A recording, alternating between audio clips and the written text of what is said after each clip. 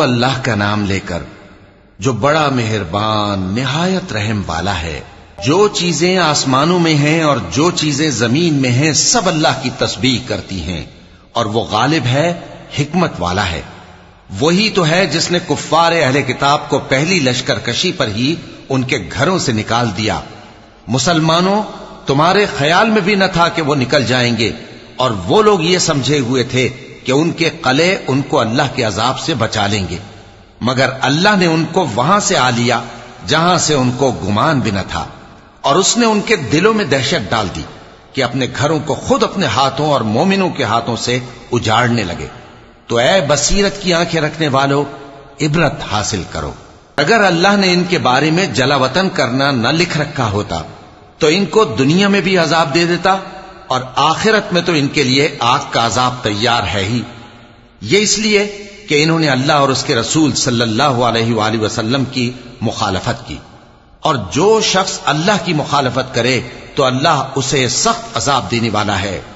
مومنوں، کھجور کے جو درخت تم نے کاٹ ڈالے یا ان کو ان کی جڑوں پر کھڑا رہنے دیا، سو یہ اللہ کے حکم سے تھا، اور اس سے مقصود یہ تھا کہ وہ نافرمانوں کو رسوا کرے۔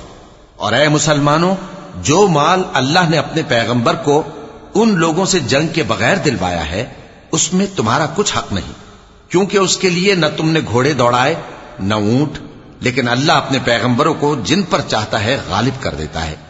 جو مال اللہ نے اپنے پیغمبر صلی اللہ علیہ وآلہ وسلم کو بستیوں والوں سے دلوایا ہے وہ اللہ کے اور پیغمبر کے قرابت والوں کے اور یتیموں کے اور حاجت مندوں کے اور مسافروں کے لیے ہے، تاکہ جو لوگ تم میں دولت مند ہیں انہی کے ہاتھوں میں نہ گردش کرتا رہے، اور جو چیز تم کو پیغمبر صلی اللہ علیہ وآلہ وسلم دیں وہ لے لو، اور جس سے منع کرے اس سے باز رہو، اور اللہ سے ڈرتے رہو، بے شک اللہ سخت عذاب دینے والا ہے۔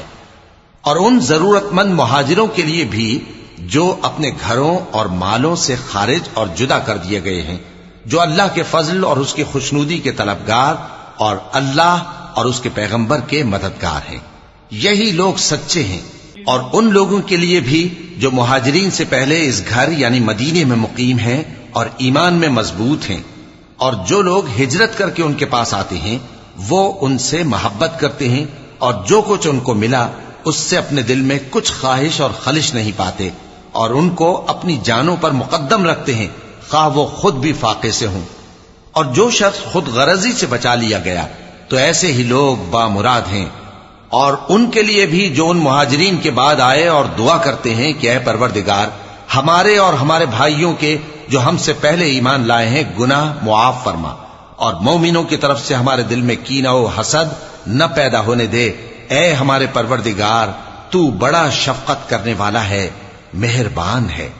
کیا تم نے ان منافقوں کو نہیں دیکھا جو اپنے کافر بھائیوں سے جو اہل کتاب ہیں کہا کرتے ہیں کہ اگر تم جلا وطن کیے گئے تو ہم بھی تمہارے ساتھ نکل چلیں گے اور تمہارے بارے میں کبھی کسی کا کہا نہ مانیں گے، اور اگر تم سے جنگ ہوئی تو تمہاری ہی مدد کریں گے، مگر اللہ ظاہر کیے دیتا ہے کہ یہ جھوٹے ہیں۔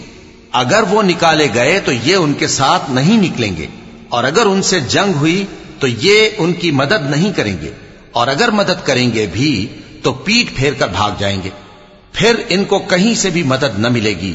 مسلمانوں، تمہاری ہیبت ان لوگوں کے دلوں میں اللہ سے بھی بڑھ کر ہے، یہ اس لیے کہ یہ سمجھ نہیں رکھتے۔ یہ سب جمع ہو کر بھی تم سے نہیں لڑ سکیں گے مگر بستیوں کے قلعوں میں پناہ لے کر یا دیواروں کی اوٹ سے۔ ان کے آپس میں بھی بڑی لڑائی رہتی ہے، تم خیال کرتے ہو کہ یہ اکٹھے ہیں، حالانکہ ان کے دل پھٹے ہوئے ہیں۔ یہ اس لیے کہ یہ بے عقل لوگ ہیں۔ ان کا حال ان لوگوں کا سا ہے جو ان سے کچھ ہی پیشتر اپنے کرتوت کی سزا کا مزہ چکھ چکے ہیں، اور ان کے لیے دکھ دینے والا عذاب تیار ہے۔ منافقوں کی مثال شیطان کسی ہے کہ انسان سے کہتا رہا کہ کافر ہو جا، پھر جب وہ کافر ہو گیا تو کہنے لگا کہ مجھے تجھ سے کچھ سروکار نہیں، مجھ کو تو اللہ رب العالمین سے ڈر لگتا ہے۔ تو دونوں کا انجام یہ ہوا کہ دونوں دوزخ میں جائیں گے، ہمیشہ اس میں رہیں گے، اور بے انصافوں کی یہی سزا ہے۔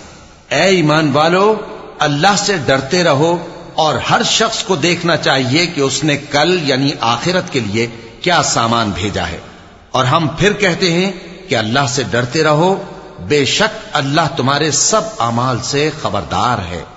اور ان لوگوں جیسے نہ ہو جانا جنہوں نے اللہ کو بھلا دیا تو اللہ نے انہیں ایسا کر دیا کہ وہ خود اپنے آپ کو بھول گئے۔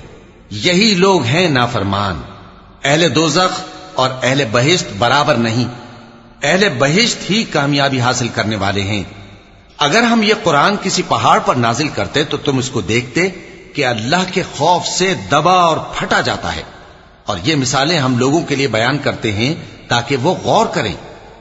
وہی اللہ ہے جس کے سوا کوئی معبود نہیں، پوشیدہ اور ظاہر کا جاننے والا، وہ بڑا مہربان ہے، نہایت رحم والا ہے۔